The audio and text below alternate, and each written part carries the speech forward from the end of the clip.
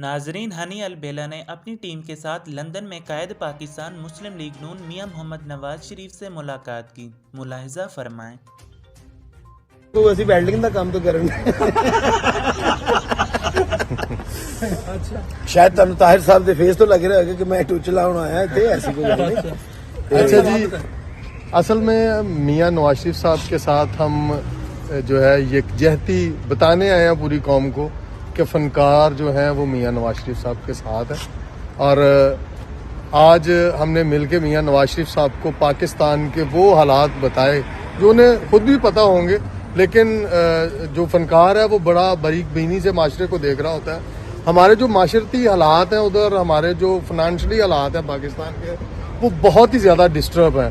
ہم تو ان کی منت کرنے کے لیے آئے ہیں، ہاتھ جوڑ کے ریکویسٹ کی ہے کہ کسی طرح کچھ ایسا کریں، کچھ ایسا سیٹ اپ بنے کہ گورنمنٹ جو ہے وہ مسلم لیگ نواز کی آئے، میاں نواز شریف صاحب کو ہم دوبارہ پاکستان میں دیکھیں، اور وہی گورنمنٹ جس میں دوائیاں سستی تھی، جس میں آٹا سستا تھا، جس میں چینی سستی تھی، ہم تو وہی حکومت چاہتے ہیں۔ جو مطمئن نہیں ہے ہم خان صاحب اپنے آپ سے مطمئن نہیں ہیں، ہم نے کیا کرنا ہے؟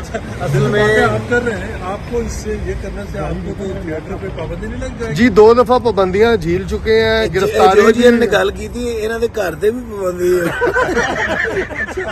2 دفعہ گرفتار رہ چکا ہوں، 2 دفعہ پابندیاں بھی لگی ہیں ہوم ڈپارٹمنٹ کی وجہ سے، اور کبھی بھی جو ہے میں تو اس چیز سے نہیں ڈرتا ہوں، کیونکہ حق بات کہنی چاہیے۔ بات یہ ہے طاہر صاحب کی، میں بات کو آگے بڑھاتا ہوں کہ ہم بینگ اے پاکستانی، سب سے پہلے ہمارے لیے پاکستان، کوئی پارٹی نہیں ہے، کوئی کچھ نہیں ہے، لیکن کیونکہ مسلم لیگ نون نے کام کیا ہے جو ان کا نظر آ رہا ہے، انہوں نے پاکستان کے لیے ایفرٹ کی ہے جو ان کی نظر آ رہی ہے، باقی جتنی پارٹیوں نے جو کچھ کیا ان کا نظر آ رہا ہے۔